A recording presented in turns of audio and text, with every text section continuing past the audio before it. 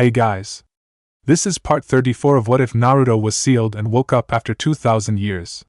Hit like and subscribe if you like this one, and also please check the author in the description. Let's start. We are pain, that's all. We are God.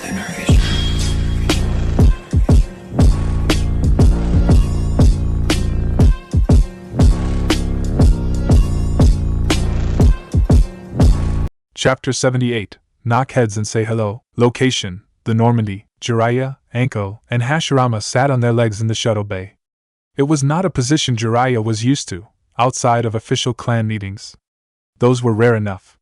So his legs ached a lot. Try as he might, he knew that the pain was showing on his face.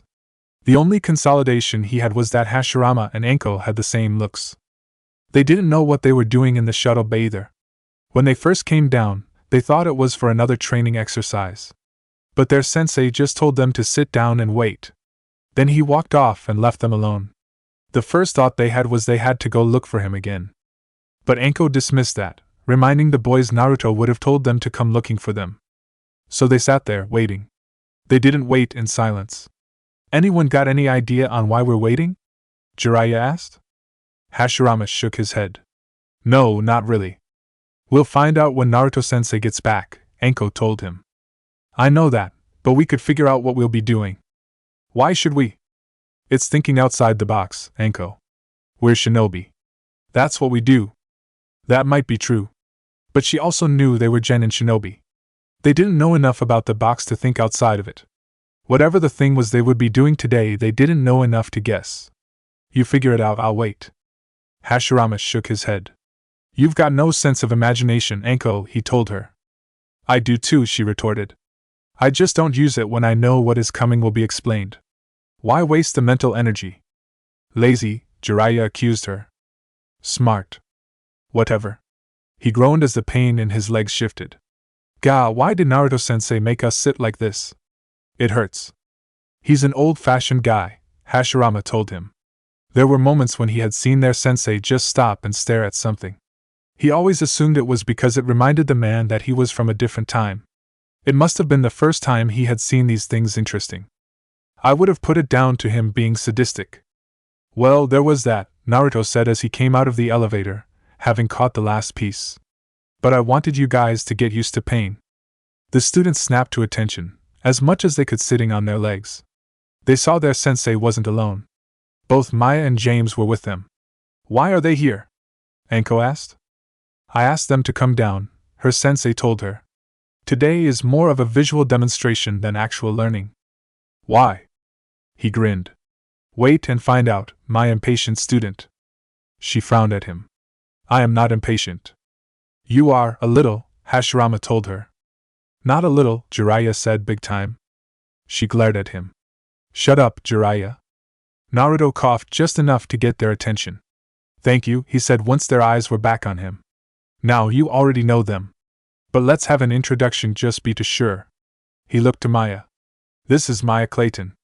She's a swagman. Day, she said with a grin. Both Jiraiya and Hashirama blushed.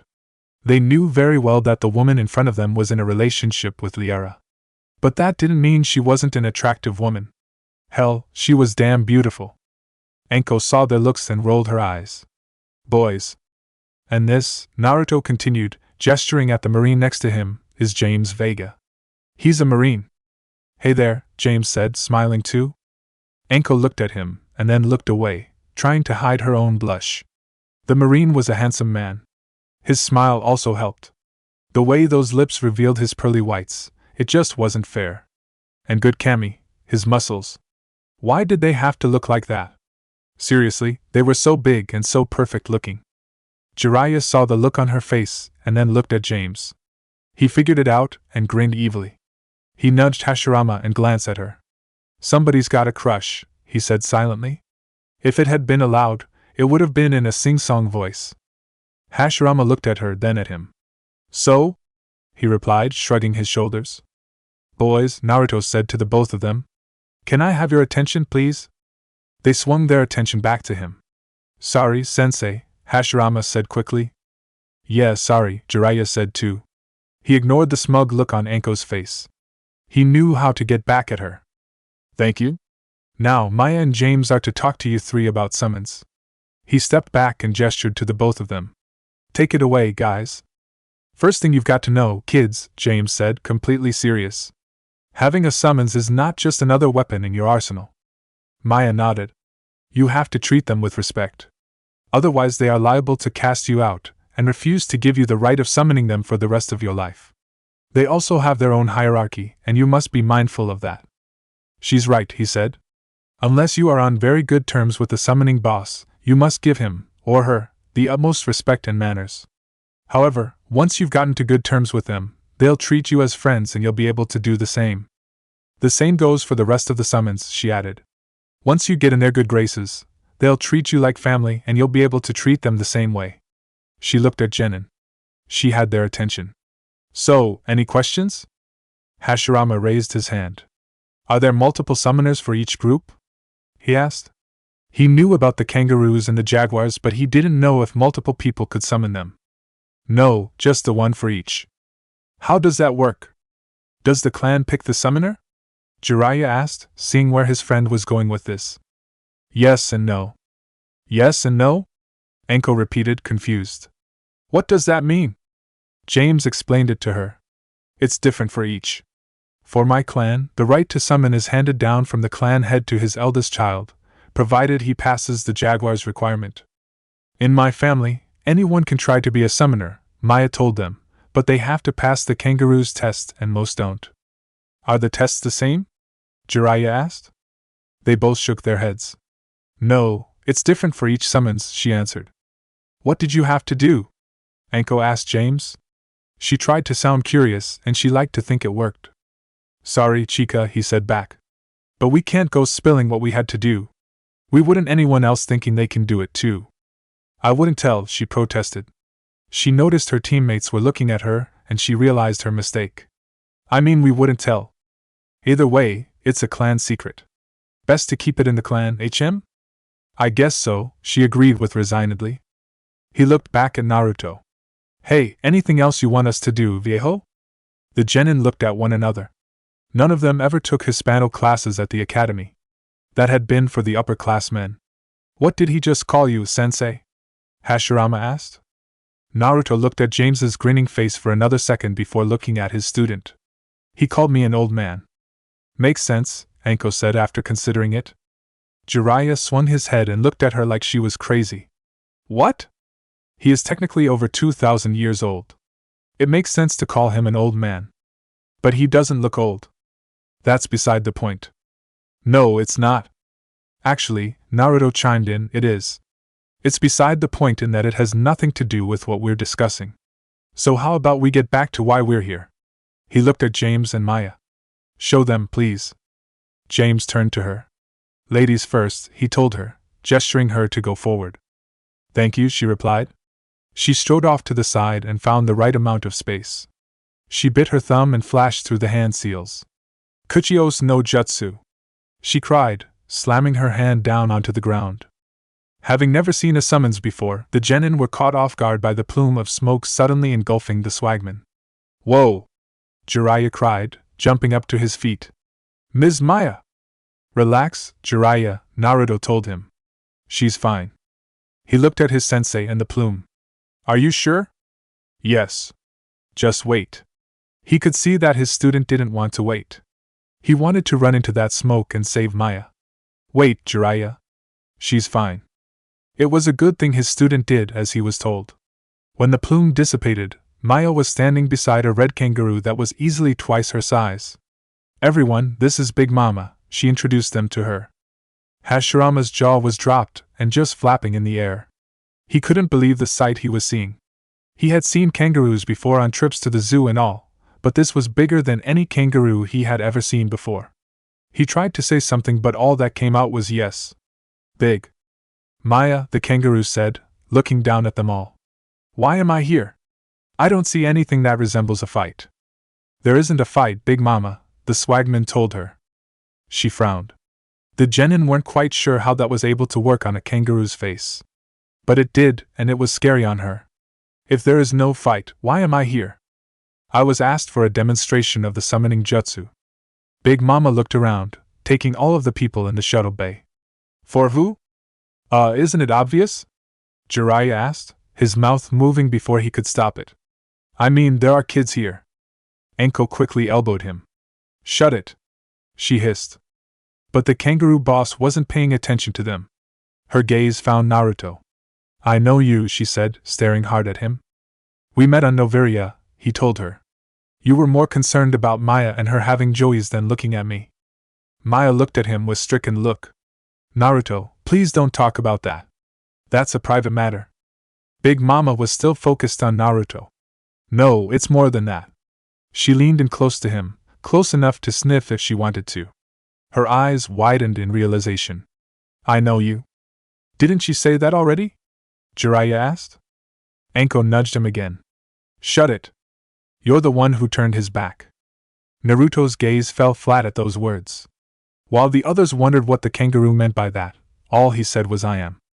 I heard that you went back. How are you not dead? How is that any of your business? He asked back, daring her to say something else. Naruto! Maya snapped at him.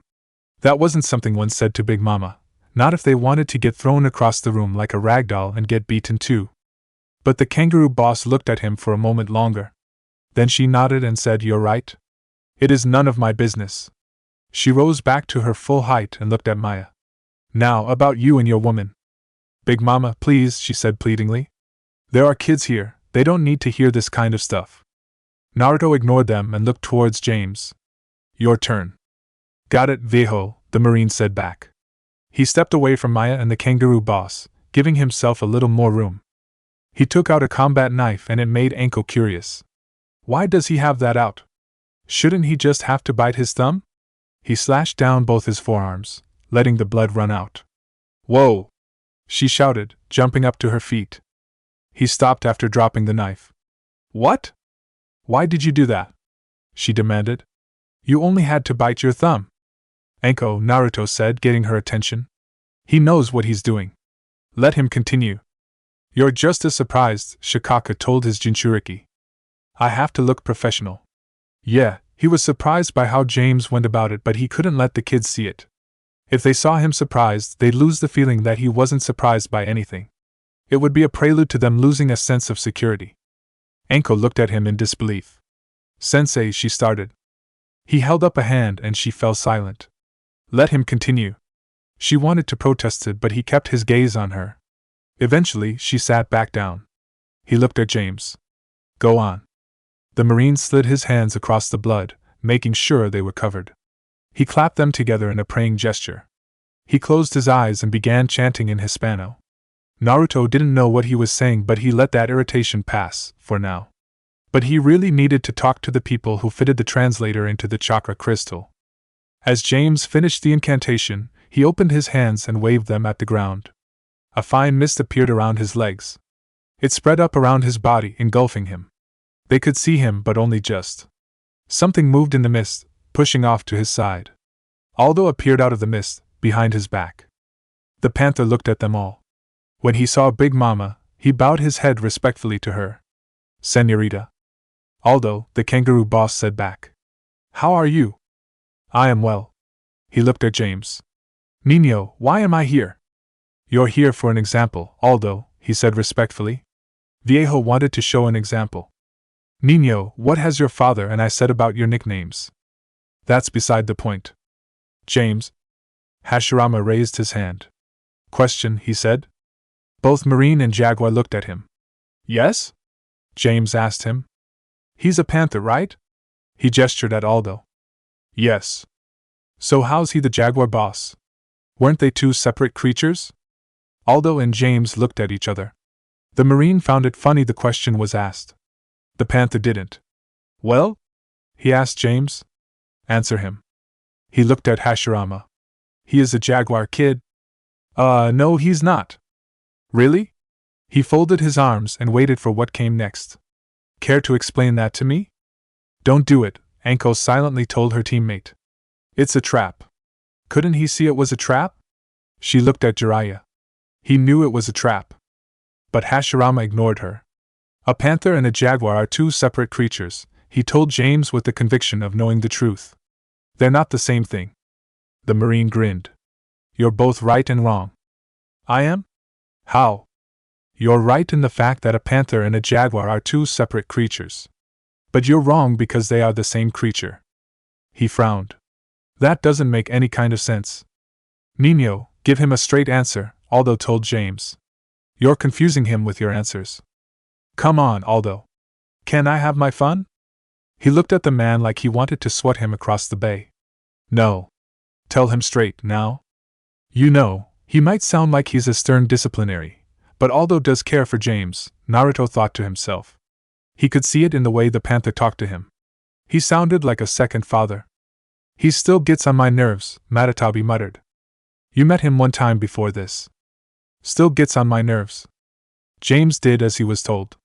A panther is simply a big cat that has dark fur, Hashirama, he explained.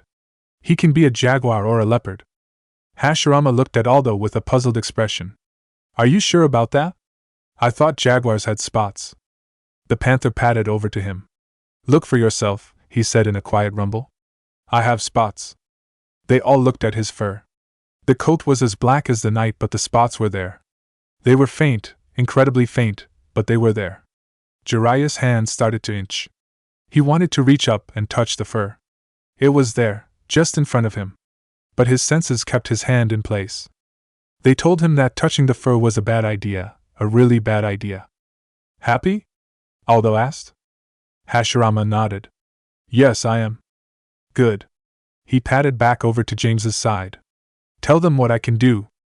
James nodded and looked at the kids. Aldo is a fast but strong hitter, he told them. If I were to summon him into a fight, it would be because I would want him first into the fight, and cause the most damage in the shortest amount of time. What if the battle takes longer than expected? Anko asked, eyeing the big cat. It would not matter, Aldo answered. I am the first strike. My enemies see me first, and that is all they see. If they are alive afterwards, they will not be for long. And besides, Big Mama said, if the fight takes too long, I'm called in. Maya nodded in agreement. Big Mama is the bruiser of the two, she said to the genin.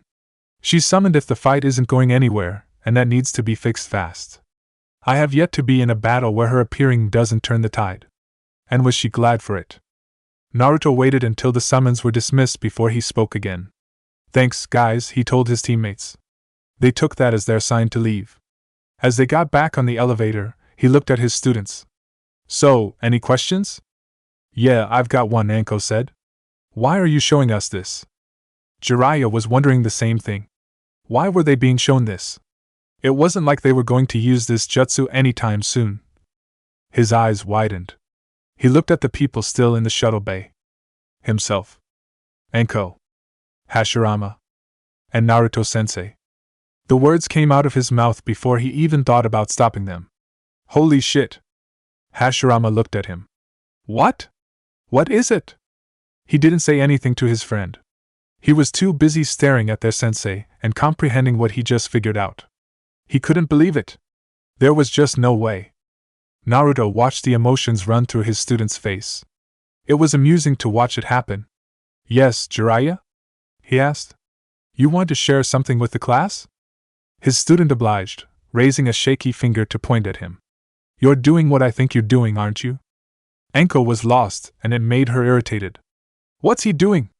She demanded. Jiraiya looked at her. How could she not see what was happening right in front of them? He's training us to be the next Sannin. Both she and Hashirama went shocked still at those words. Their eyes found Naruto and tried to figure out the truth. But the blonde's face showed nothing. It was blank. They couldn't read anything off of him. Is he lying? Anko asked him. For a pause second, he didn't do anything. He didn't say anything either. They waited for his answer with almost bated breaths. How long are you going to torture them like this? Son asked Naruto. Give me a couple of seconds, he said. This is just too much fun. Well? Anko demanded, standing up. Both her teammates did the same, and together, they looked hard at their sensei. They wanted an answer. The seconds were up. He nodded. Yes, he's right. Jiraiya fist pumped the air. Knew it, I knew it. Hashirama couldn't believe it himself. How didn't he see it before? It was right there, in front of their faces. They were the descendants of the original Sannin, and they were being trained by the last member of the second generation. Kami, he should have figured it out when Naruto-sensei recommended he try helping out in the med bay. That was just like his ancestor. Naruto let their jubilations go on for another minute or so. They could enjoy the moment. But then he said, "This doesn't mean you're getting those contracts right now." That cut the celebrations short. "What? Why?" Anko asked him. "You'll get them when I say you're ready to get them." And so he could get into contact with the Toads and pass on the information. But that was beside the point. In spite of what you might think, you still need training. "Didn't you get the Toads when you were our age?" she demanded. "First off, I still had some training and a few missions under my belt before I wrote my name in the contract. Secondly, I was not in the middle of a war." He looked at them all. "I'm not doing this to be cruel or mean. I want to make sure that you are all still alive by the time the war ends. I don't want you to get swelled heads because of what you've got and rush off into a fight thinking you'll be alright. You'll end up dead that way." Their excitement stopped as they listened. No one objected or protested. They knew their sensei was speaking from the heart and from experience. They were glad that someone was looking out for them, not letting them rush into danger. But it was mixed with annoyance. They wanted to prove themselves and they had just started too. But they all wanted it to happen faster. He knew what they were thinking. He had been the same. He wasn't going to let it happen to them. They would get what they wanted when he thought they were ready to get it. "Any questions?" he asked them. Anko and Hashirama shook their heads. Jiraiya, however, had a thoughtful expression on his face. "I've got one. You've signaled me out for the Toads, right, Naruto-sensei?" He nodded. "Yes." "Vain much?" Anko asked Jiraiya. While not as rude, Hashirama was of the same mind. "Was that really your question, man?" he asked his friend. "No, that was not my question," Jiraiya told them both, making sure to scowl at Anko. "Then what is your question?" Naruto asked. He looked at the blonde. He was completely serious. It made him look older than he was. What's more, he looked a lot like the Jiraiya Naruto had known. "What exactly happened between you and the Toads?" The question hung in the air. Naruto knew why he would ask it and applauded him for thinking ahead. He was trying to make sure he didn't make the same mistake when he had the Toads. But even though he was proud of Jiraiya for asking the question, he didn't want to answer it. "Coward," Kurama told him. That one word was the right kick in the pants. "You don't have to worry about doing the same thing, Jiraiya," he told him. "You sure?" "Yes. What happened between me and the Toads was a conscious act on my part. It's only in hindsight that I realize it was a mistake." If that was supposed to reassure him, it didn't help. "What did you do?" he asked the blonde. "We had an argument, and both sides said things we probably shouldn't have. In the end, they told me if I walked out of them, that was it. And I kept on walking." "What was the argument about?" He shrugged his shoulders. "They had some concerns about my work on the seal during the war." That was enough information for Hashirama to get a clue. "You mean the seal that was used on you at the last lake?" he asked. Naruto nodded. "They thought I was being suicidal. I thought I had all the details right and I knew what I was doing. Of course, if he had all the details right, he wouldn't be here in this millennium." "Hey, Commander?" Joker asked over the intercom. He looked up at the ceiling. "Yeah? Your clone wants you up at the den." He frowned. "My clone? Well, if you know another guy that has your voice and talks like you, I'd be glad to know who he is. But for now, I'm going to assume that it's your clone." "What does he want?" He didn't say, except that it was urgent. He sighed in exasperation. What was that clone up to? "All right, I'm coming up." He looked up at his students. "Looks like lessons will have to be scrapped for now. Train for now amongst yourself. Free for all." "You got it, Naruto-sensei," Jiraiya told him, giving him a thumbs up. His other arm pulled out a kunai and swung it at Anko. She ducked it easily. "Hey!" She scowled at Jiraiya. "How about some warning?" "Why would I do that?" he asked her with a grin. "He's right," Hashirama agreed, just before pouncing on Jiraiya's back and driving him to the ground. Naruto left his student as they brawled with each other. It would turn into actual sparring quickly enough, they just needed to fight like kids for a couple of minutes.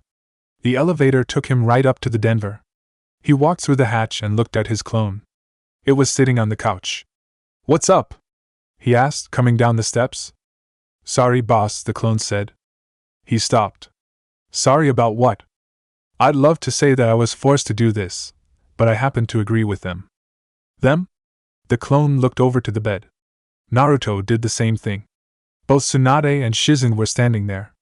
They were here, in his cabin, and not in the med bay. He glared at the clone. "You son of..."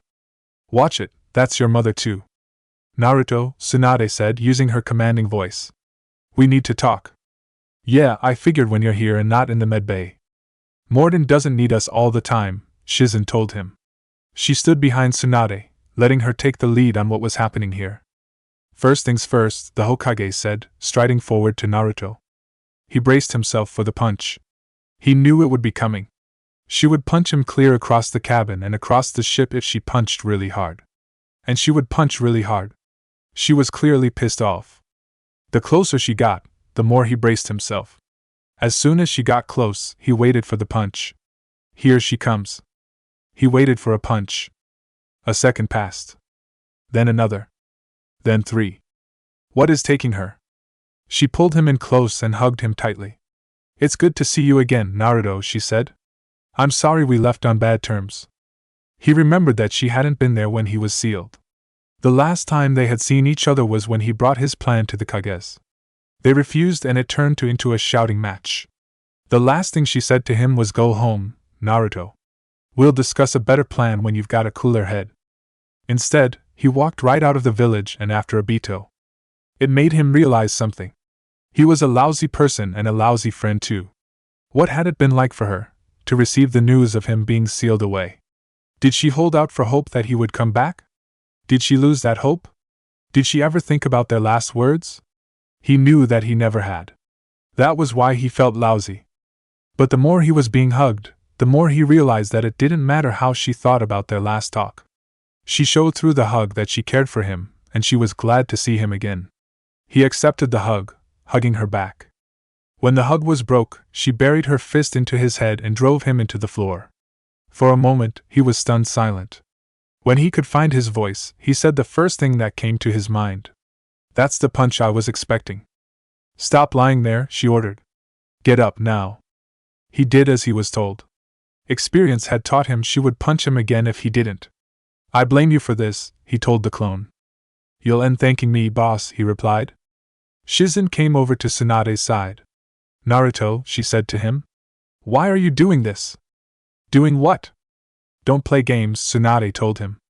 "I will punch you again. Now, what are you doing avoiding us?" There was an urge to give them a full amount of sarcasm, except he knew the punch that came afterwards would hurt like hell. "I summoned you because the Krogan needed help to get chakra back. Mito's the best way right now to do that and Morden needed all the help he can get." It was all good reasoning, but she kept her gaze on him. "That's why you summoned us. I'm asking you why you're avoiding us." He couldn't look her in the eyes. His kept falling to the ground. "You're dead, Tsunade." "You too, Shizen." "We know," Shizen said. "You summoned us," Tsunade reminded him. "I know. But you're still dead." The clone chimed in. "I think they are aware of that fact, boss." "Shut it." Tsunade folded her arms, which any other male would have noticed her bust getting that more impressive, and quickly wiped the drool off their mouths. "Naruto, explain." He sighed and scratched the back of his neck. Kami, how was he going to explain this? He just didn't know. Well, he had to start somewhere. When they gave me the scroll for the Edo Tensei and I figured out what it was, I didn't want to use it. At first, it was because I would have to kill people to use it, and I didn't want that. But the more I talked to people about it, she stopped him with a question. "You told people about the Edo Tensei? That's classified information, Naruto." "Not anymore, it isn't. It's in the history books, plus they figured it out themselves." "What did they tell you when they figured it out?" Shizen asked him. He was pained to say it. "They wanted me to use it. They kept telling me that in this war, we would need all the help we could get." "But you didn't?" "The bodies were already piling up, Shizen," he told her, looking her in her dead eyes. "What we're fighting now makes the war we fought look like a couple of kids fighting in a sandbox. Think of the people who died back then think about that would look like to what we're facing now." He waited as she figured it out. You really think that I wanted to add to those bodies by sacrificing people? You must have, if we're here. No, that's something else. I was given a loophole. And you took it shamelessly, Kurama said from within. He ignored the fox. Tsunade kept her eyes on him. You said at first. What changed? She asked. Funny, when he started talking, he didn't know how he was going to explain it. Now the words just kept coming out of his mouth. I didn't want to use it because I wasn't sure if I wanted to see you all again, he told her. Shizen frowned in confusion. What does that mean? She asked him. I don't know, the clone said. And I'm him. Naruto glared at him. I said shut it. You're not helping here. Tsunade reached out and took him by his chin. She brought his attention back to her. Explain yourself, Naruto. She didn't order him like the Hokage seeking answers from her subordinates. She asked him like he was her little brother, something she had always seen him, even when he got stubborn and mule-headed. It's like I said, Tsunade, you're dead. Everyone I knew and loved is dead. They've been dead for over 2 millennia. That was my old life. This, he gestured to the cabin, to the deck, to the ship, and everything beyond, all of this, it's my new life. I was content to be in it and live it differently. But then the Edo Tensei was given to me and suddenly, I could bring my old life into my new life. I could see everyone again, talk to them. But then I asked myself if that was something I actually wanted. Did I want to bring the dead back, just so I could have them around? Did I want my old life back that bad I would keep them here in this world so I could be happy? He shrugged his shoulders. I didn't know. I still don't know. And I didn't want to find out. She understood, somewhat. She reached out and put her hand on his shoulder. Naruto, you're not that weak. This is different from what I'm used to, he replied. If you want to talk to your friends again, you can and should. You're not weak enough to let them invade your new life. We figured that out when you stayed away, Shizen added. It might have seemed odd and puzzling before, but now that he explained himself, it made a little more sense. It was still stupid and foolish, but it made sense. Sorry, he said sheepishly. I was trying to stay away. Like she said, we figured, Tsunade said. Her hand became firm but gentle. Naruto, you didn't have a chance to say goodbye to a lot of people before you were sealed away. Don't you want to have a chance to talk to them, one last time? He did. He really did. That point had been brought up against me. You should listen to those people more. They are your friends, after all. Are they your friends? Shizen asked. She wanted to be sure. Both Tsunade and Naruto gave her the same look. Of course, they're my friends, he told her. Come on now, Shizen. You know that Naruto makes friends wherever he goes, Tsunade added. Yeah, that's how I got to be captain of this ship. The cabin hatch opened. Hey, Sensei? Hashirama called out as he came in. We had a question that we wanted in, and... He stumbled to a stop when he saw just who his sensei was talking to. As soon as he saw his student's reaction, Naruto knew what he was thinking. Oh great, he thought. This was why he didn't want him going into the med bay. Well, it was too late to about it now. Yes, what is it? He asked him. That, he tried to speak but kept failing rather spectacularly. His eyes were glued on Tsunade. Waiting here, the blonde said, adding a hint of impatience to his voice. He sighed irritably. Okay, now you're just losing the ability to speak. Can you say what you're trying to say already? You're having too much fun here, Kurama told him. Nice to hear you speak, Fox. And I know. There was a part of him that was glad the QB was talking to him willingly again. They had been together the longest, and they were friends. Him being disappointingly quiet was not something the blonde liked to have. How about you, Gyuki? You still with us? Just tell everyone what's going on already, Naruto, the Hachibi told him. It was a grudging voice, but it still meant he was talking again. Tsunade looked at the shell-shocked teenager staring at her. He looked familiar, she just wasn't sure how. But Naruto knew. Who is he, Naruto? She asked him. That's her, isn't it? Hashirama asked, finally able to get his voice out of his throat. He had seen the pictures, both in the textbooks and in the family.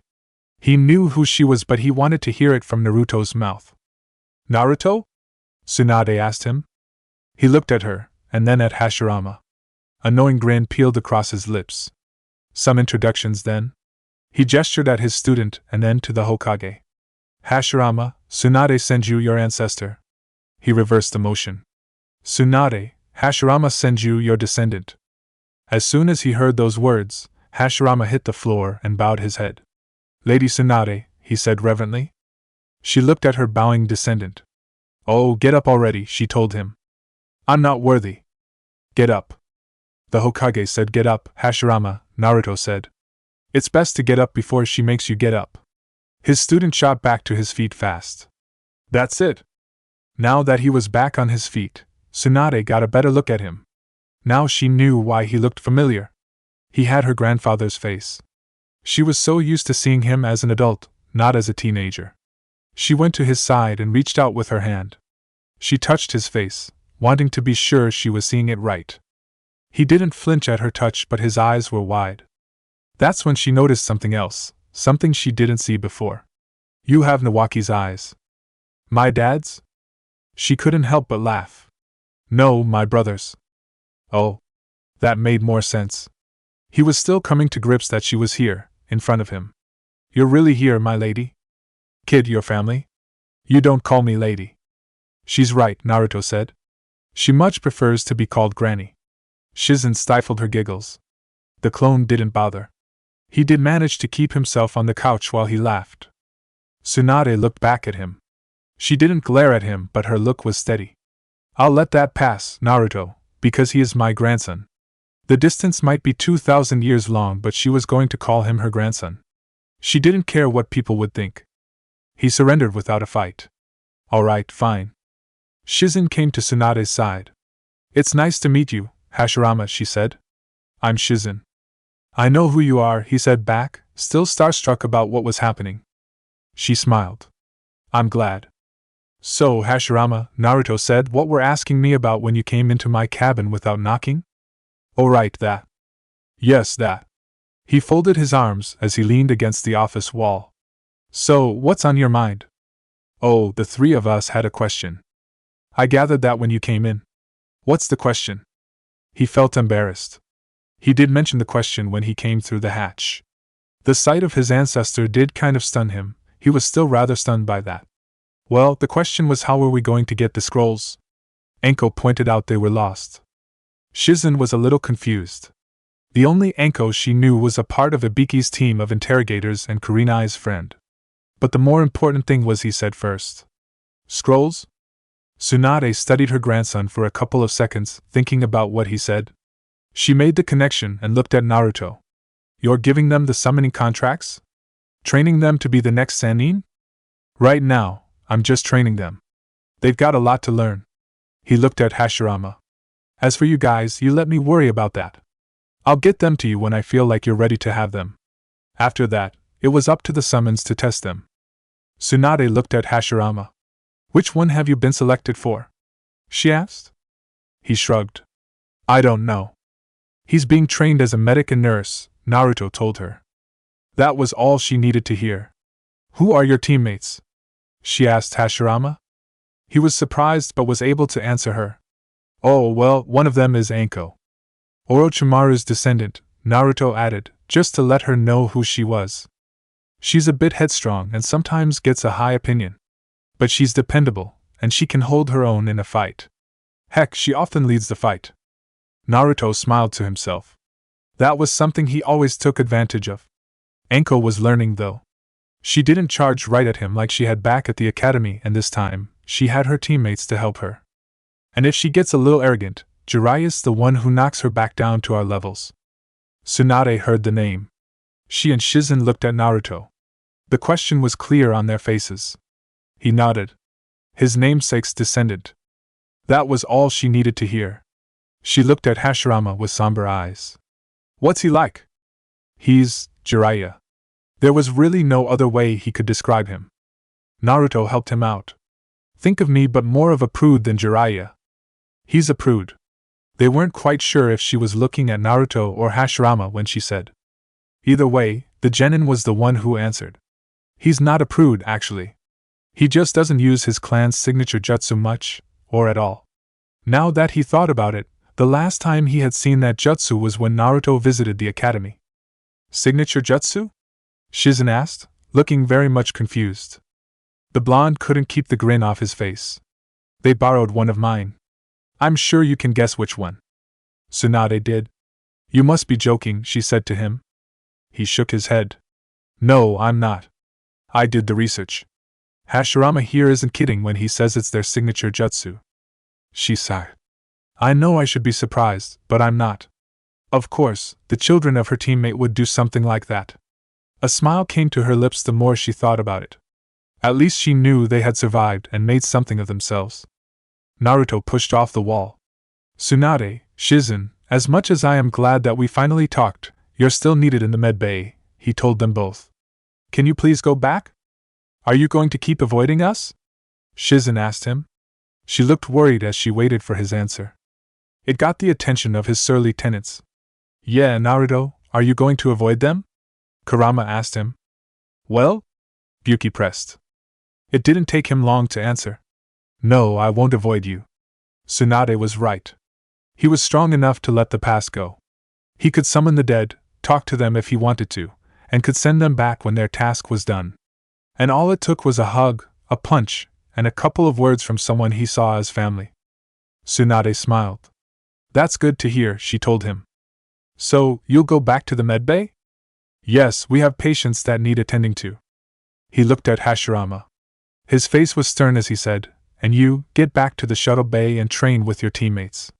They're probably waiting on you. The kid nodded. Yes, Naruto-sensei. He turned to the hatch and walked away. He stopped and looked back. Goodbye, Granny Tsunade. Don't think this is the last time we'll be seeing each other, Hashirama, Tsunade told him. If you're a nurse, I expect you to be in the medbay helping us. Don't worry, Tsunade, Naruto assured her, he will be. He'll have to talk to Chukwas again. But at least they'll be able to work in the medbay again. He let them leave the cabin first. That way, he could glare at the clone. You do something like this again, I will make you regret it, he said in a growl. The clone heard the threat and understood completely. He gulped an air that he didn't need and tried to stay calm. It worked to an extent. Sorry, boss, he apologized. But let's face it. You needed this. It was true. He did need it. It wasn't something he hadn't thought about until he talked with Tsunade. Now, he felt lighter on his feet and felt better too. It was like a weight he had placed on himself was gone. Still, he gave the clone one last look. You've been warned. I got it. Good. He turned around and walked out of the den. He, Tsunade, and Shizen got off on the crew deck and went straight for the medbay. Morden was talking to Mito when they came in. Aware Krogan females find scars attractive, he told her. Gur's loyal, reasonably intelligent. Bit aggressive. Almost like Krogan. Mito just stared at him flatly. For the third time, Doctor, I'm not interested. She sounded like she was about to clock him upside the head. Oh dear, Shizen said. He's doing it again. He's tenacious, I'll give him that, Tsunade said. Naruto went over to the Solarian. Morden, what are you doing? Ah, Naruto. We were just. The hatch opened and Rex walked through. His eyes were on the female. Are you okay? He asked. I'm fine, Rex, she told him. You can relax. You can't be too careful, or put any faith in Solarian doctors. He gave Morden a heavy look.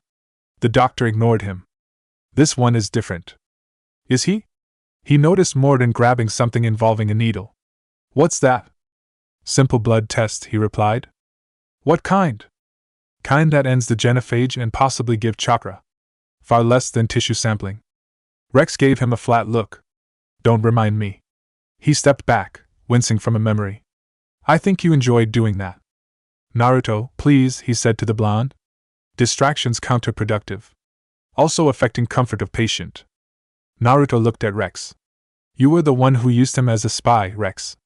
You know you can trust him. That was true, but he still gave Morden a suspicious look. Solarians have minds like a maze. You never know when they're leading you into a trap. That got the doctor's attention. Trap? He repeated, facing Rex. Mito's release my doing.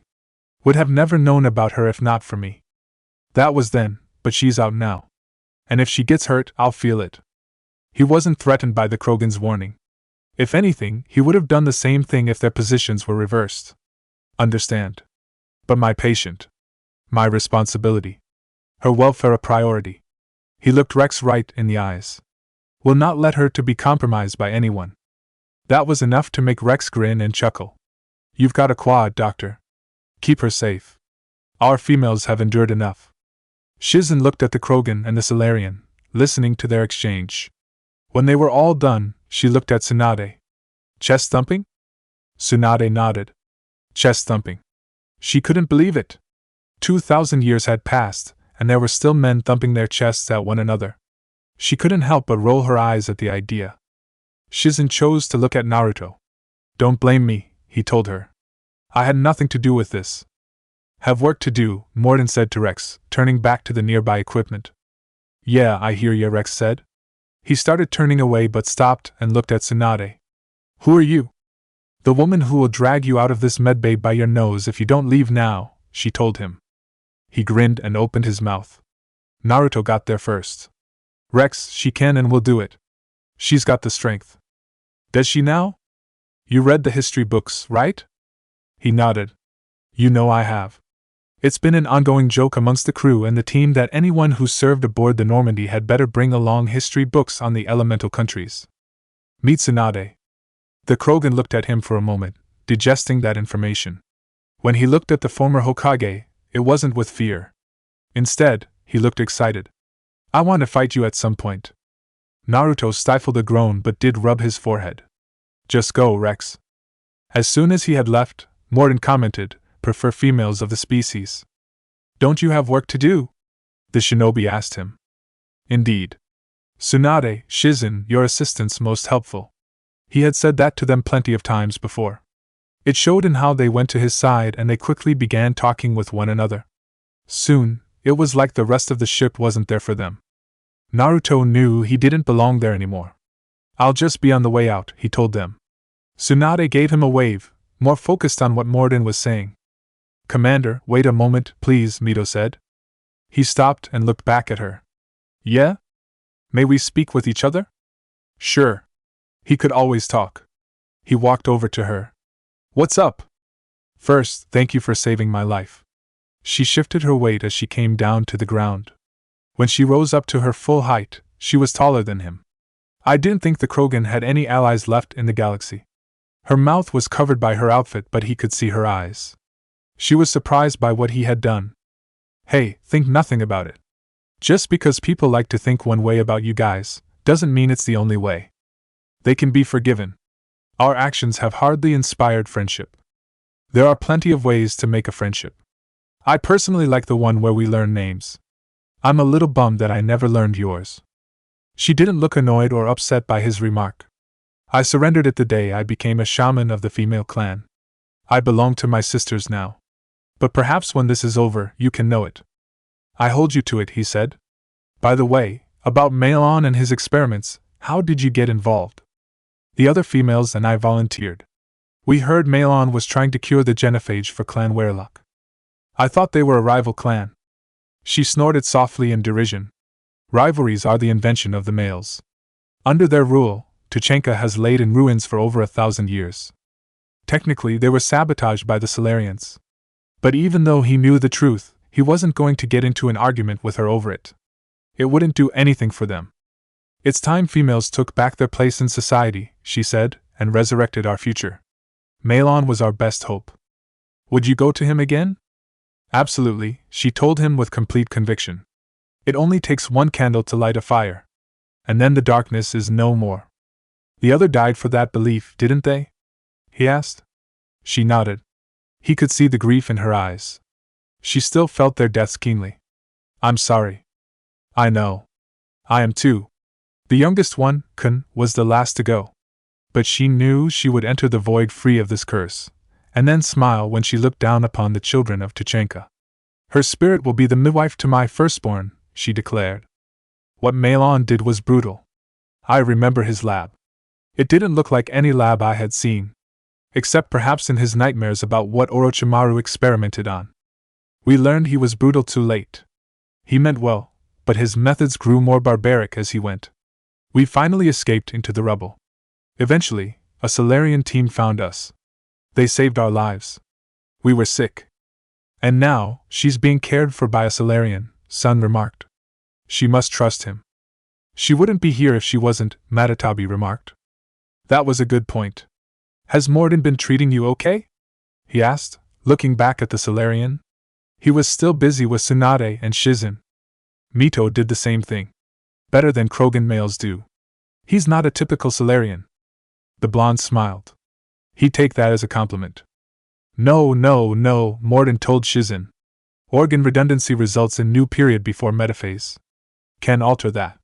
Damage to telomeres, premature aging. She looked at his data. Alright, but what about this? She asked, reaching out and touching his screen. Tsunade watched her. She's right. You can't ignore how chakra would factor in. Hadn't seen that. I'd be surprised if you had. His fingers worked quickly on the screen. How about this? Naruto looked back at Mito. He does that when he really gets into the work, he explained. And them? She asked, looking at the humans. He knew that was coming up. He was hoping she was talking about how they were acting now and not about the fact they were dead. I don't know, I've never seen them when they were at work. Whenever he had been under their care for treatment, he had been unconscious, medically or from battle. She didn't push on that.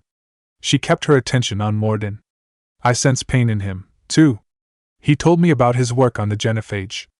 I should consider him an enemy. It was tempting, really tempting, to think like that. Yet I think seeing my sisters and I changed something in him. Morden started humming under his breath, or so he thought. His singing filled the med bay and drew the attention of everyone there. Tsunade and Shizen rolled their eyes and went back to work. Naruto just listened for a moment longer. I don't think it was his singing, he remarked. Most likely not, she agreed. Since the subject had come up, he was curious. What was it like, living with the genophage? Her eyes shined with mourning. I knew sisters who couldn't bear the shame of being infertile. They would wander off into the wastelands, hoping a thresher maw would kill and end their torment. That was certainly a bad way to go. He had seen a thresher maw in action while on the run.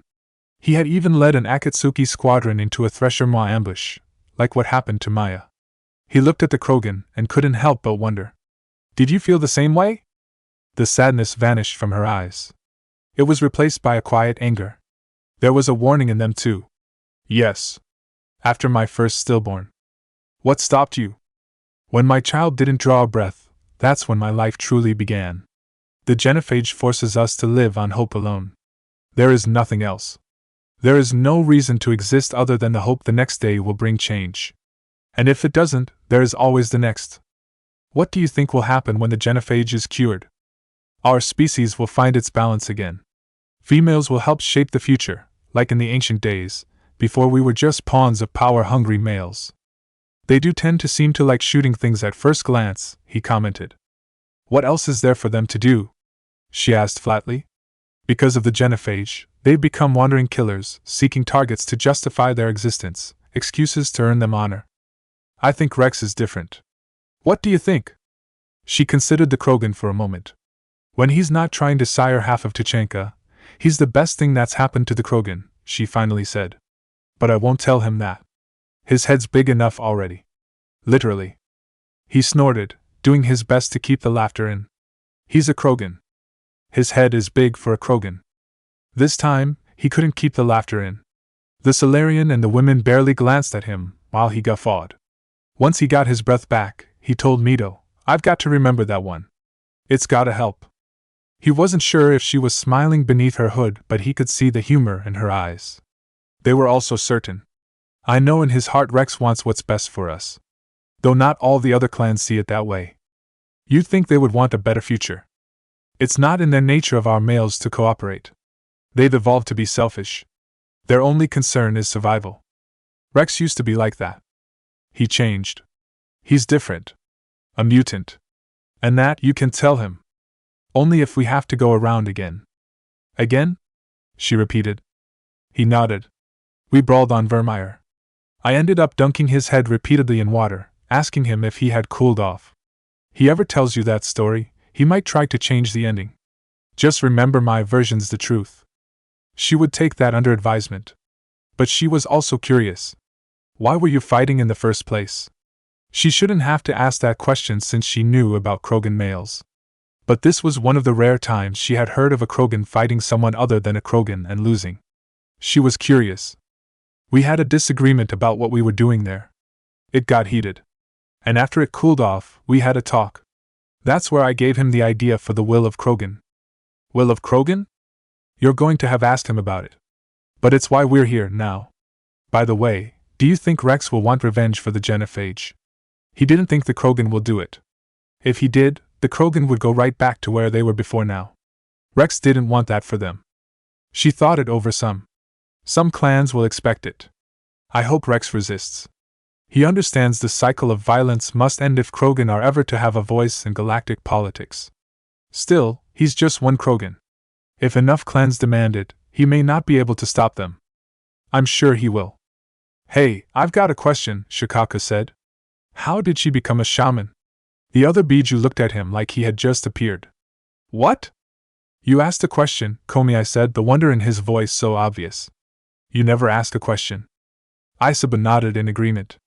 Yeah, usually you just make a comment and laugh because you're the only one who finds it funny. The Tanuki felt insulted and he was sure to let it show on his face. You know, I do have questions. Naruto, back me up here. The blonde was more interested in asking his question to Mito. So what's it like being a Krogan shaman? She looked at him with a quiet gaze. She was seeing what he was thinking, or at least trying to. Wisdom comes from pain, she told him. And the genophage has made us very wise. Rather than surrender to despair, a few of us chose to preserve the ancient ways. We safeguard our culture, our knowledge, our secrets, so when our children live again, the Krogan will flourish. That wasn't my question, Shikaka told the blonde. He didn't pout, but it came close. The rest of Naruto's tenants were still rather amazed by how the Tanuki was acting. Except for Kurama. He was waiting until he had to pounce on Shikaka to shut him up. Naruto was still curious, so he indulged the Ichibi. How does one become a shaman? He asked Mito. You're locked in a cave for 7 days with just enough food to last. On the 8th, you'll starve. Harsh, said Gyuki. She's not done, Naruto said. And that proves what, exactly? Your resolve, Mito answered. Every acolyte is given a choice. You either claw your way out through the rock with your bare hands, or you die. How'd you do? I started digging the wrong way. He had to take a moment to make sure he heard that right. She sounded so serious, she had to be telling the truth. Alright, continue please. I was in complete darkness. Nothing other than my own heartbeats to sustain me. And then I found this. She reached into her robe and pulled something out. It's a crystal. It was about a half a foot long and barely sharpened at one end, but it was a crystal. Its coloring was a dull yellow, but there wasn't a speck of dirt on it. Clearly, she had been treating the thing with care. Yes, a crystal. But it became my chisel. She held it out to him. Here. Wait, what? Take it as a remainder, Commander. In the darkest hour, there is always a way out. He reached out slowly with his hand, but he didn't take the crystal. He closed her hand and pushed it back. Keep it. It's your memento, not mine. Commander, keep it, he insisted. I have my own. He reached into his shirt and pulled out the crystal he wore. It was smaller than hers, able to fit on a necklace. It was green that shined in the light. And it was clear to her that he treasured it. He was right. He had his own memento, perhaps more than her. As you wish. The crystal disappeared back into the folds of her robe. Details, Naruto, Shikaku insisted. I want details. Would you give me a moment? The blonde asked. I'm getting there. Not fast enough.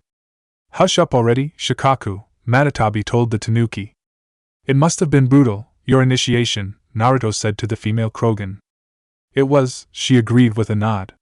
But an illuminating one. You learn to appreciate the light by living in the dark. Naruto, if done with questions, please leave? Morden asked, taking the moment to look back at him. Really must continue work. All right, Morden, I'll head out. It was nice talking to you, Mito, he told her. It's my pleasure, Commander, she said back, holding out her hand. He took it and they shook. She had a tight grip, but she didn't try to crush his hand. I've only met a few humans in my time. I'm glad for the opportunity. As he walked back to the hatch, he stopped and looked at the Solarian. He had a question on his mind. Morden, Can I ask you something? The doctor looked back at him. Can this wait? Much too busy? Not really. Best to get it over and done with now.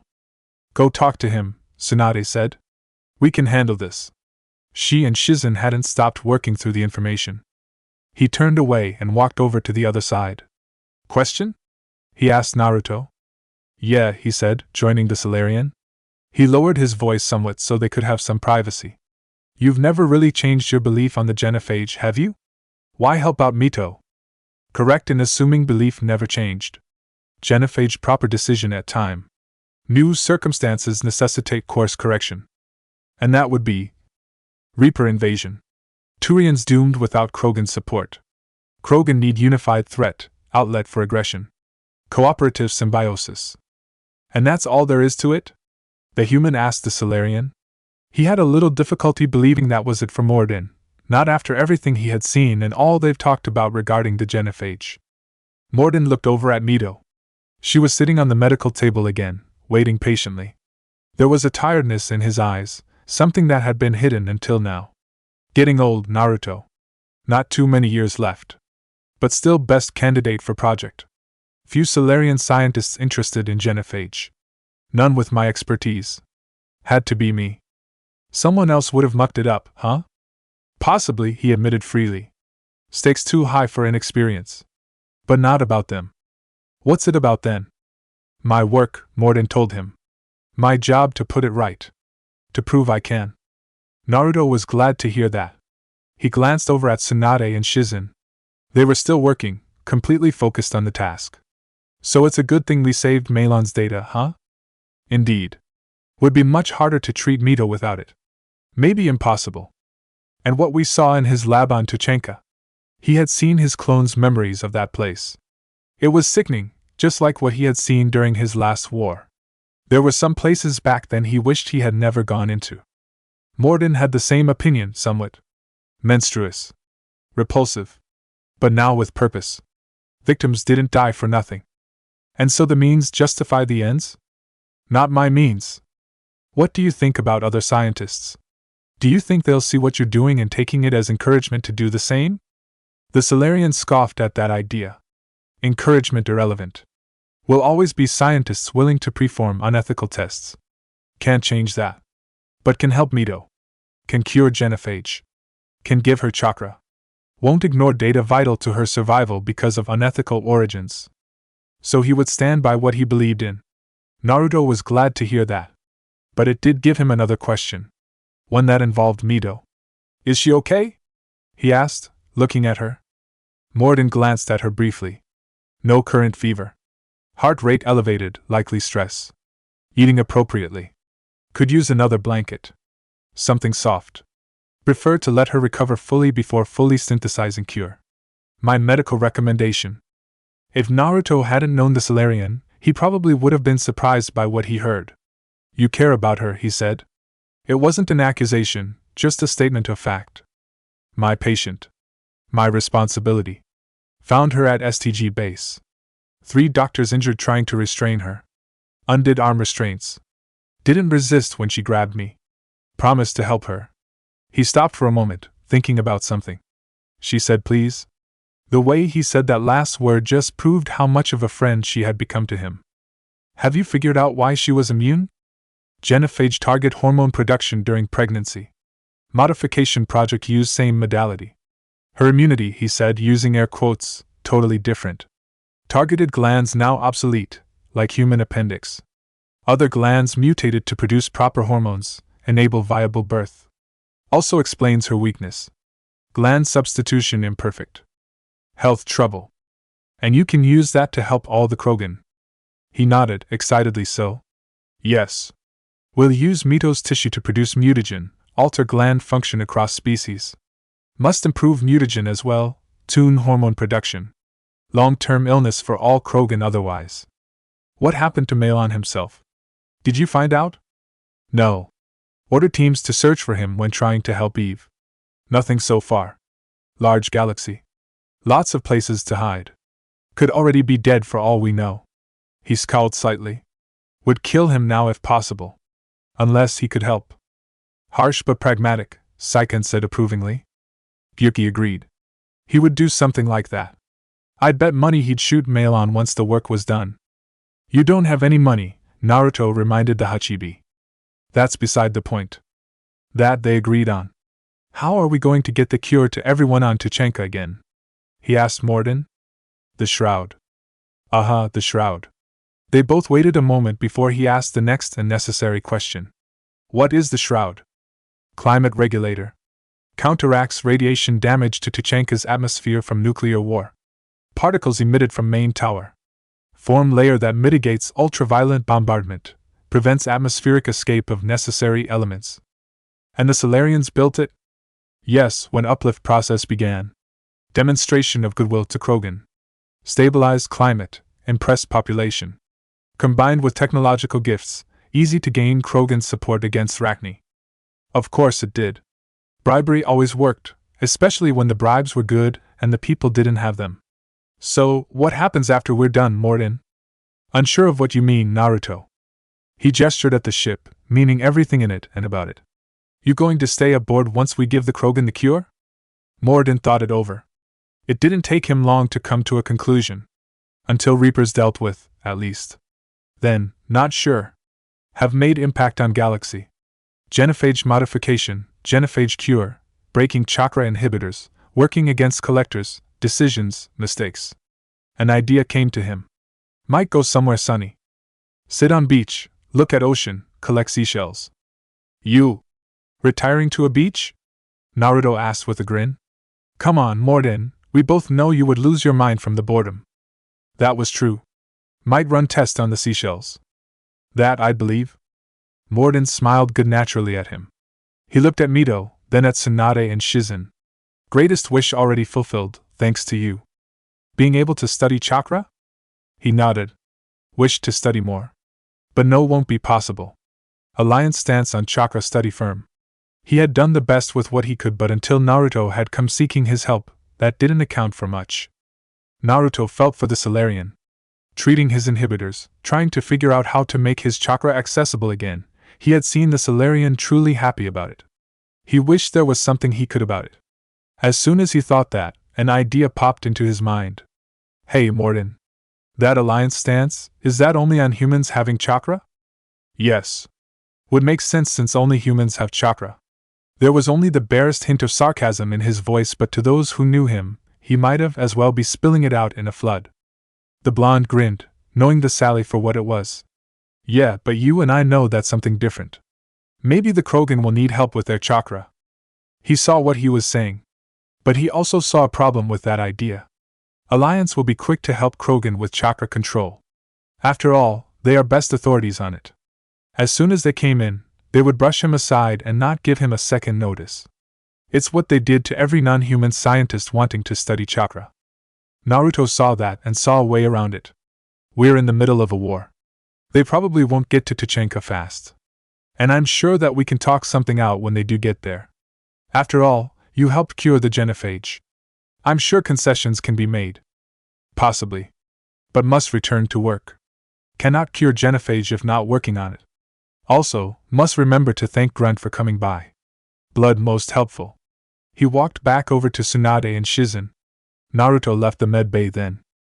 It took him another 2 weeks, but Morden was finally able to make enough headway on the cure to head back to Tuchenka. While he had been busy, the Normandy was doing the best it could to fight the war. Hackett was able to give them a few missions, mostly rescue or evacuation. No one complained, especially since they were helping people get away from the Reapers and to safety. Each time the Normandy took them to a safe location, the team and the crew felt good when they saw the looks of relief on the people's faces. More than once the safest port they could take refuges was the Citadel. Each time they had landed there, Naruto had the crew help any way they could. They could have leave if they wanted to, but he had asked them to help too. The fact he didn't issue it as a command for them to follow, and instead asked them made the crew do as he asked.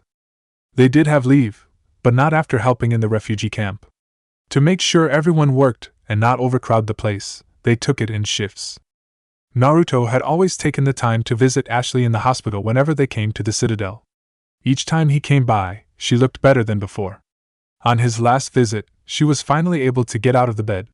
She also told him that she had accepted Yudina's offer. She would be the next human Spectre. She had also heard that her mother and her family were able to get off Earth when the Reapers struck, along with a good portion of the Uchiha clan. Those who stayed behind were either dead or fighting alongside Anderson. But she had also learned her sister's husband was killed in the fighting. It put a damper on the rest of the news, even the news that the academy in Konoha had been evacuated and all the kids were safe, including Hinabi. But now, the entire ship felt good now that Morden had enough. As soon as he had passed the news on to Naruto, the shinobi immediately told Joker to fly to Tuchanka. An air of anticipation started to grow in the crew. The team too. Something was going to happen when they reached Tuchanka. They didn't know what. It was a light tingling sensation down their backs they couldn't get rid of. They just knew it would affect the war and the galaxy. They just hoped it'd be for the best. As they reached the system, Naruto was already heading up to the cockpit when Joker came on the intercom. All hands, full stop. Hostiles detected at the landing coordinates. He quickened his pace and reached the cockpit shortly after the intercom went silent. Joker, what's happening? He asked the second he was through the hatch. The sight of Tuchanka filled the window, but that wasn't important now. His pilot looked back at him. Sensors show a Reaper parked at the Shroud facility. No way you're going to be able to land a shuttle there. Great, a problem, he thought to himself. There had to be one, right? Kurama asked rhetorically. They were back on speaking terms after that trip to the med bay. He turned on his heel and walked out. Have everyone in the war room ASAP. And get me eyes on that shroud. Aye, sir, Joker replied, his hands already working their magic on the screens. Naruto walked into the war room. The viewing map already had a scan of the planet and the Reaper. Everyone was there too, looking at the map from the railings or up close. Morden looked at him as he came down the steps. New type of Reaper, Naruto, he said. Using shroud to poison Tuchanka's atmosphere. Problematic. The image of the Reaper didn't float in the air. It was on the ground with legs, big legs that made it look like some abnormal spider creature. Rex saw the Reaper and a different feeling about it. They want to fight, they just got one, he declared. While that was good and all, they weren't going to be able to do it alone. Victus, we're going to need your help, Naruto told the Primarch. Victus looked at him, and then at the map. That could be difficult, he said. Our losses on Palaven have been catastrophic. We do this, Palaven gets the support it needs. This wasn't going to be easy. You know that. He did know that. He knew it all too well. He had lost his son because he knew it. The shinobi was right. What do you have in mind? We all attacked together.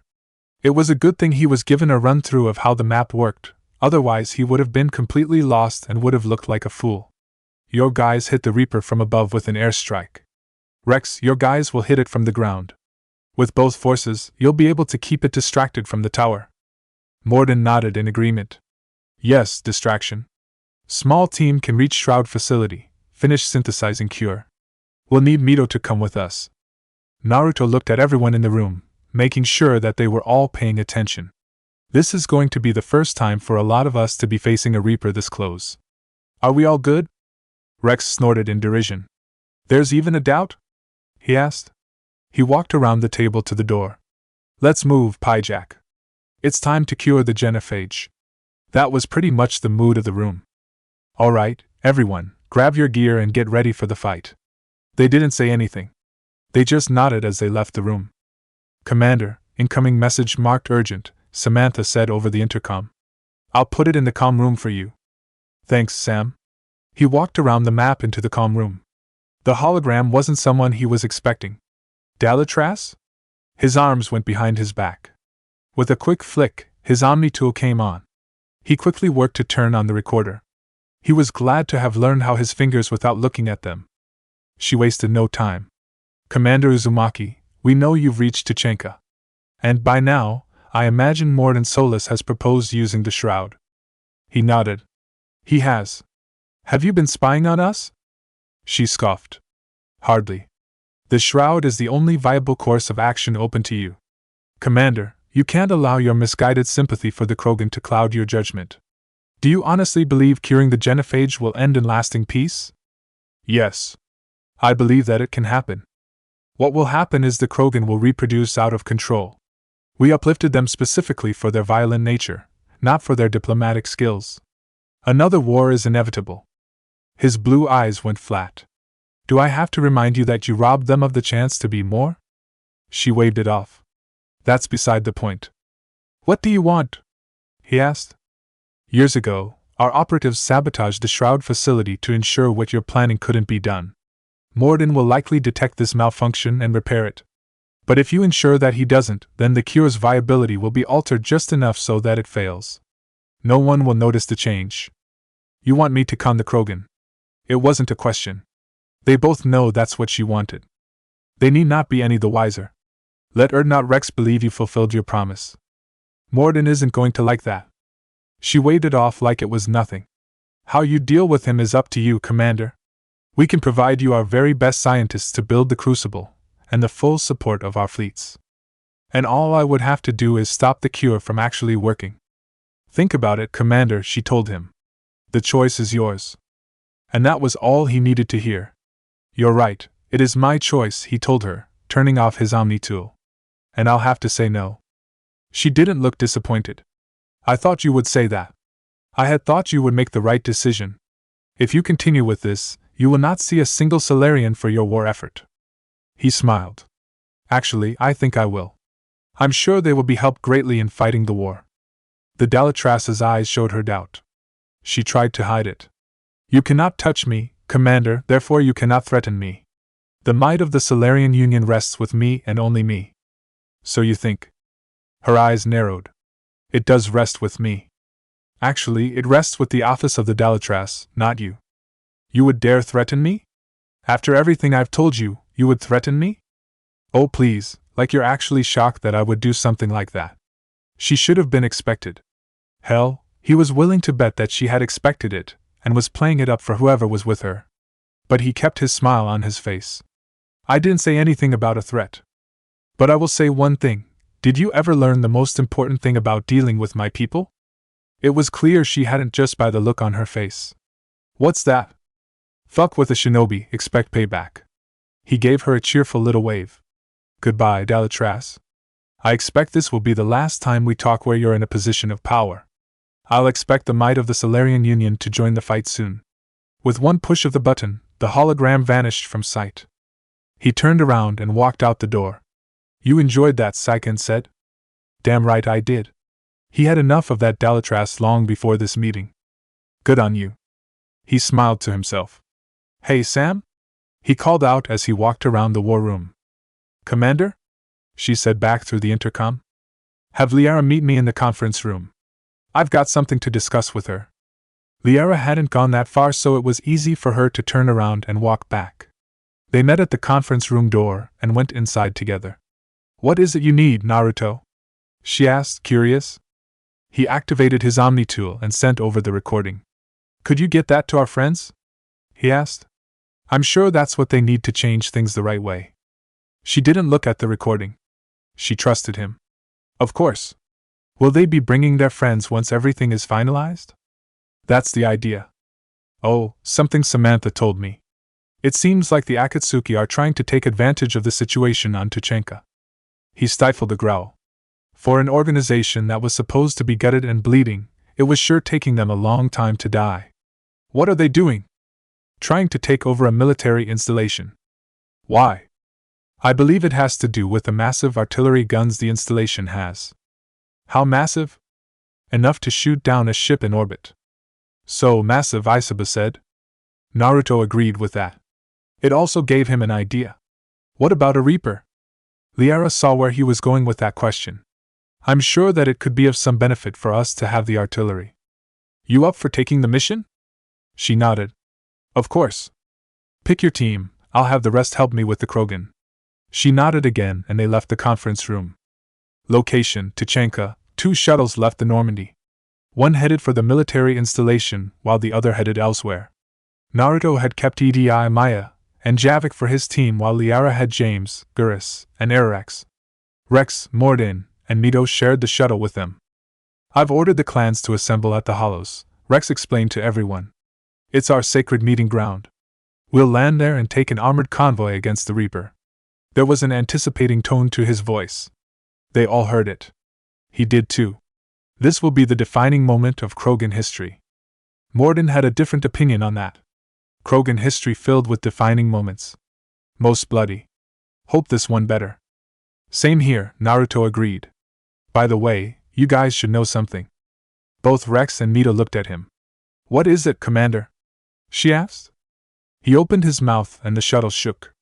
No one stumbled. They were all used to stuff like this.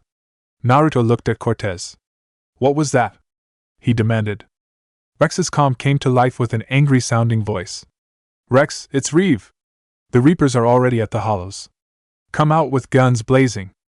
Guess that answers that question, the shinobi thought to himself, his hand going for the guns strapped to his flak jacket. He didn't pull it out just yet. The hand was there and it waited. Cortez primed the shuttle's control. Hang on tight. He told everyone behind him. We're heading in. That was Naruto's cue to look at everyone else and utter a single command. Weapons free! He pulled out the beasts. Time to play the game. As the shuttle settled into a hovering position, they all turned to the hatch. It opened, revealing a husk standing just outside. It saw them and began screeching. Rex blasted its head off with his shotgun. He jumped out and looked back. Naruto, keep them away from the female, he ordered. I'll sort out what's happening with the other clans. Oh, so you got the easy job? Naruto asked sarcastically. Just get to it. He ran around the building, to where the sounds of battle were the heaviest. He was out of sight fast. He does that quite often, doesn't? Javik asked from behind Naruto. What gave it away?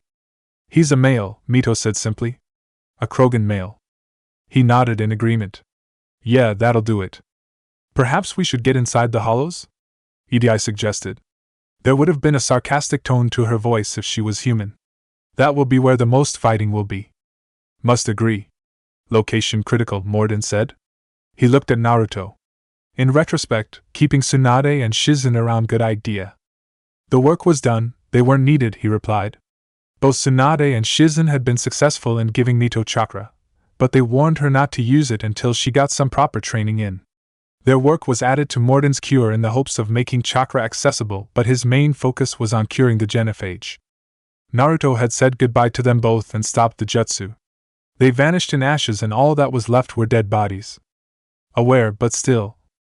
Mito rolled her eyes from her seat. Can we get a move on? She asked them. We have places to be, after all. Naruto agreed with that. Come on, he told the others. We've got a fight to get to. They all came off the shuttle. Stay close, stay safe, he said to Mito. I'll be fine, she told him. Considering how she handled herself on Surkesh, he was willing to believe her. It was a short move from the shuttle to the door, one unhindered by Reaper forces. Once they were inside, they saw the scope of the battle. The Krogan were scattered through the arena-like room. The husks were swarming them, forcing them away from one another. They were putting up a fight, but it wasn't enough.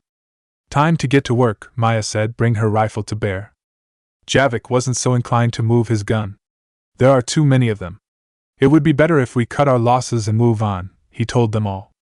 No, both Mito and Naruto said at the same time. He gave them both a look of exasperation. We would save more lives if we did. Why, they couldn't see that. We're here to save these lives, Mito told him sternly. My people. Despite her instructions, she was severely tempted to use her chakra to kill him. Commander, you should know by now that we're not leaving, Javik, Naruto told him before he could finish. He frowned. It was quite the look with all four of his eyes. It is not the right move. I don't care. Quite frankly, he was annoyed the Prothean would try and do this. It wasn't his call. So, should we get in there? Maya asked. Wait. He pulled out the scroll. One quick flourish and it was opened. The last two white setsus appeared in front of them. What are you doing? Wait. He released the right vials of blood, pouring a little into each hand. Morden recognized the motions. Bringing them back? He asked. Nope. Different people. He flashed through the seals and clapped his hands together. Kuchios, Edo Tensei. Javik was surprised as he watched the two creatures get covered in ash and paper. But mostly he was curious as to why it was happening. When the transformation was done, two humans stood in front of him. They looked remarkably similar, wearing the same kind of green outfit and having the same kind of hairstyle. He did wonder why any human would shape their hair into a bowl though. The elder of the two found their summoner first, but it was the younger who spoke. Naruto, is that you? Hey, Lee guy, Naruto said to them both. No time to explain. He put his thumb to their foreheads, giving them the necessary information. When he was done, he pulled the thumbs away and pointed at the fight. See the zombies? We do see them, Might Guy said, assessing the battlefield. They look to be a fearsome enemy. Especially in numbers. Help us take them out, would ya? Of course. Come, Lee. We must show them the power of our youth. Yes, Guy-sensei, Rock Lee said with a salute. Together they charged right into the fray. In spite of the situation, Naruto took a moment to watch them charge. Damn, I missed them, he thought to himself. Now's not the time to be reminiscing, Sun rebuked him. Battle, remember? I know. Wow, Maya said, staring at the two undead shinobi tearing through the Reaper creatures. She looked over at Naruto. They were really like that? She couldn't help but ask him. You mean how they fight or how they act? The latter. Nah, that's just them warming up. You should see them when they really get going. When he saw the stricken look on her face, he added in one more part.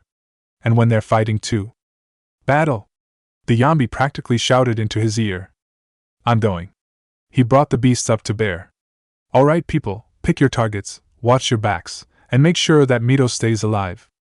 Maya noticed that the Krogan in question already had a weapon in hand. She's got a shotgun, she told Naruto. I think she's good. Even so, she's important. Let's keep her alive. He strode forward, opening fire on a husk attacking a Krogan at the step's base. The right-on bullets paralyzed its circuitry, locking it up in place, and the futon bullets tore through its body like it was made of wet paper. It fell to the ground dead easily. The Krogan didn't bother to thank him for the support. It was too busy running back into the fight with a challenging roar. But it got the attention of the Reaper forces in the room. As soon as their eyes found him, a unified shriek erupted from their mouths, all directed at him.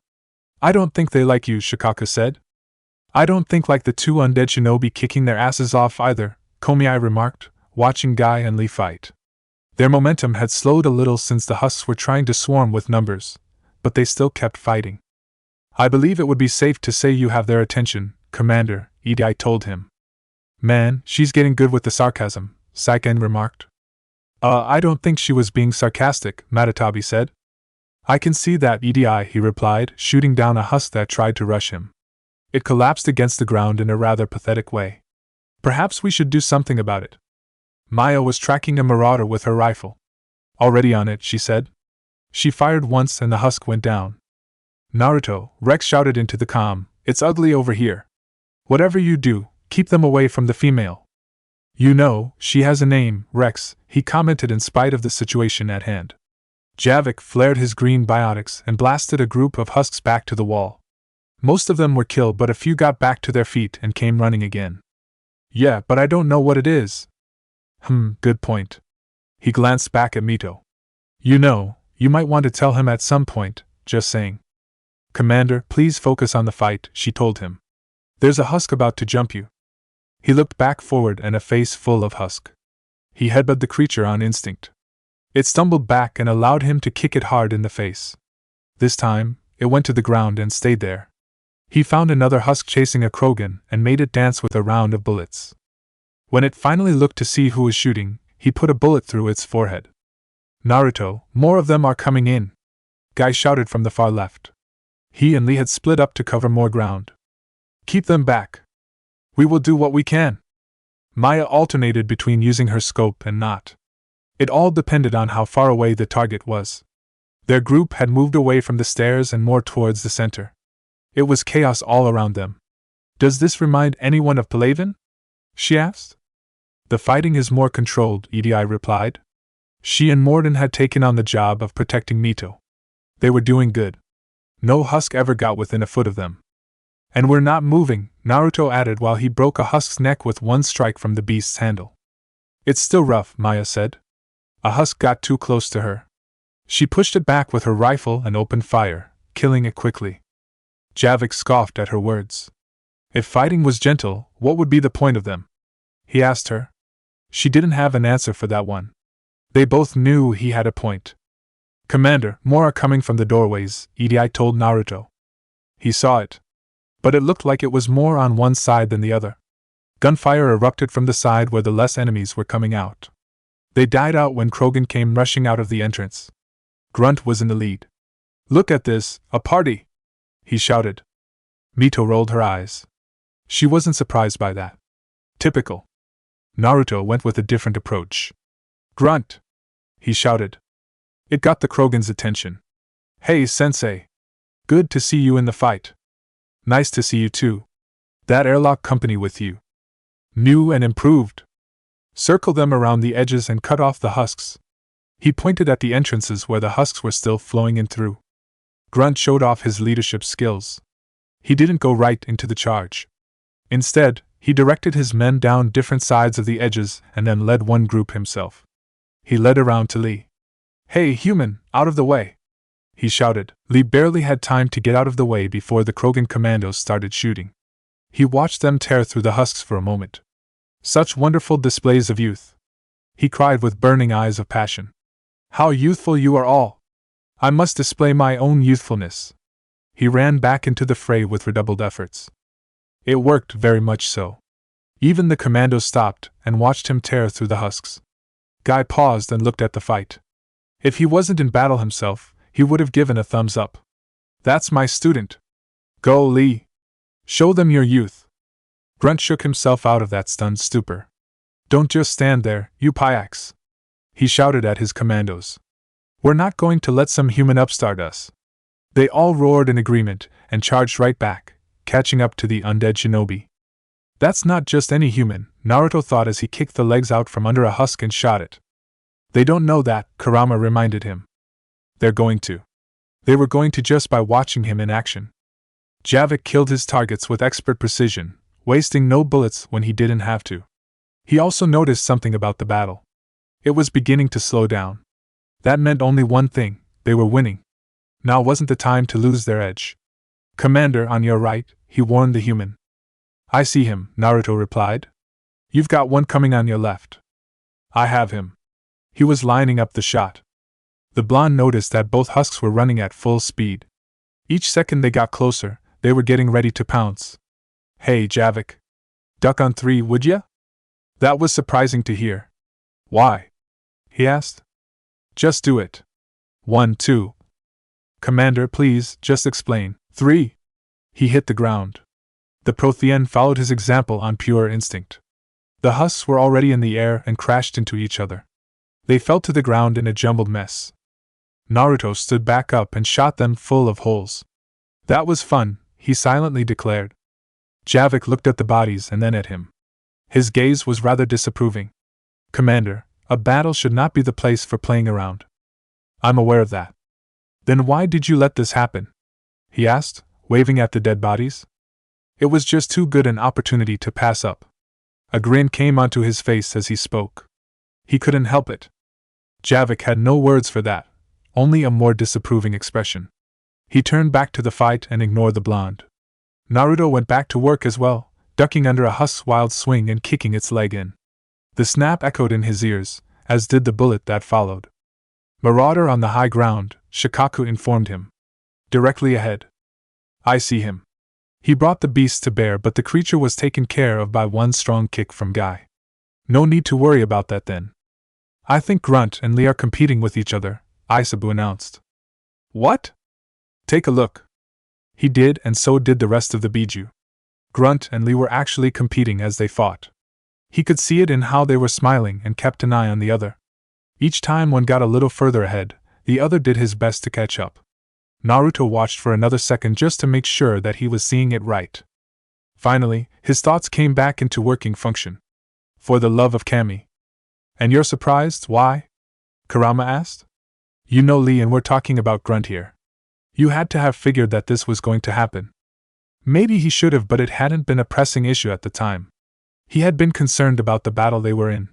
Grunt! Lee! End the fight, don't use it to compete. He shouted at the both of them. Lee looked back at him quickly, looking apologetic. I apologize, Naruto. But this Krogan is a skilled fighter. I only wished to test myself against him. Grunt was less apologetic. I wanted to see where this went, Naruto. Just finished the fight. He swung his head to the other side of the room. Guy, how are you doing?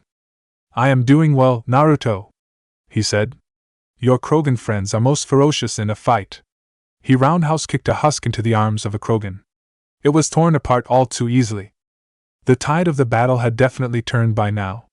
The flow of husks and other creatures made by the Reapers coming inside had vanished, and the few that remained inside were outnumbered by a large amount. By the time the last one died, it was alone and surrounded by a lot of angry Krogan. Now that, Grunt declared when the fighting was done, was a good battle. Airlock Company and the rest of the Krogan roared their agreement. Lee and Guy made their way over to Naruto and his team. Lee reached him first. It is so good to see you again, Naruto, he exclaimed, looking like it was 2 seconds away from outright hugging him. I could not believe it when Lady Tsunade told us you had the Edo Tensei, but it's clear you do. Naruto was surprised. You talked with Tsunade? Of course we did, and Shibi too, Guy told him. You should know, Naruto, that Shino is not happy with you at the moment. Those words made the blonde's spine shiver. One of the doors opened and Rex strode in with a few Krogan at his back. His armor was splattered with blood, but he was grinning manically. They'll sing battle songs about this someday, he declared. Had a good fight? Naruto called out to him. Just like you. He started down the stairs, putting a little swagger in his steps. All the eyes in the hollows were on him, and he knew it. Reaper blood has finally soaked our soil. They roared in their agreement. Should get moving, Morden said quietly. Time of essence. He was right. Naruto went over to Rex as he came off the stairs. We should get moving, he said. Grunt joined them. That airstrike is coming in. Rex nodded. He opened his mouth, but another Krogan spoke. What's a Solarian doing here? The Krogan demanded, marching up to them with a group of his own. Nobody said anything about this. Multiple Krogan, Morden remarked, taking them all in. Problematic. That was a good understatement. Naruto eyed the lead Krogan. And you would be who? He asked, keeping the beasts in his hands. He sneered at the human. Not Reeve, brood brother to our illustrious leader, he said, making it clear how he felt about Rex. Rex felt the same way about him. Reeve and I share the same mother. And nothing else. For which I'm thankful for. I remember what it means to be a true Krogan. We flay our enemies alive and drown them in a geyser of their own blood. That's an image I didn't need, Naruto thought. He glared at Morden. We don't invite them into our home. The shinobi stepped in at that. He's here to help, not hurt you. He can cure the genophage. Reeve stepped in close, getting in his face. His kind gave us the genophage. Why should we trust him? He demanded. Rex pulled away from Naruto, right into Reeve's path. He headbutted his brother to the ground. The Krogan all around them growled at the action. He ignored them. Because I do, he said. And so will you, Reeve. Reeve started to growl at him, and his party growled with him. Grunt stood by Rex's side and growled back, making the rest of the Krogan growl too. The tensions in the air threatened to boil over. Enough! Mito thundered. All growling and movement stopped at her voice. All the Krogan looked at her, standing in the center of the hollows. She strode forward, getting between the two groups.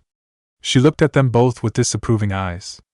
You can stay here and let old wounds fester as Krogan have always done, she told them all, or you can fight the enemy you were born to destroy, and win a new future for our children.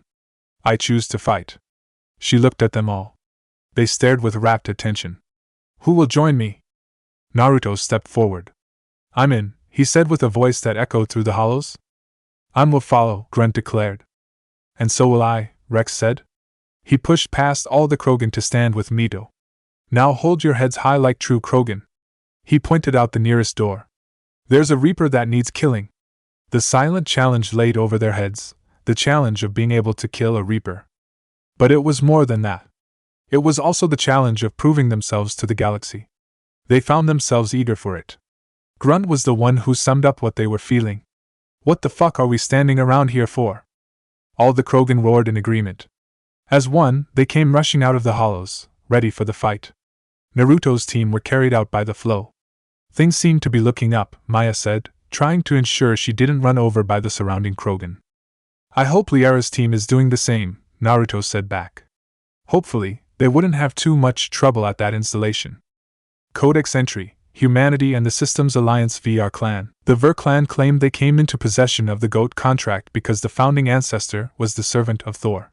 The clan had always been native to what is now known as Gotaland. They initially sided with Sigurd Snake-Eye in the campaign against Ivar the Halfman. After the death of Sigurd, they would serve Ivar and all his successors with the utmost in loyalty, until the Midgardian unification wars cemented their loyalty to the High Jarl above all else. The clan fell on hard times after the Unreikyo massacre, and would continue to be shamed for generations over the incident. The clan head at the time, forever known afterwards by his title Bloodhand, chose to hide the fact that the force he led had slain children who weren't even old enough to become full warriors yet. Although initially hailed as heroes for what they did, the truth was revealed during Sakura's rampage.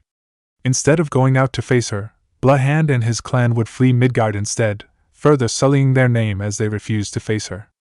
As they took the GOAT contract with them, High Jarl Albrecht was never able to fully punish the clan for the consequences of their actions, especially considering how his son was almost killed for their refusal to accept responsibility for the fallout. Due to their apparent cowardice throughout Sakura's rampage, he exiled them from Midgard.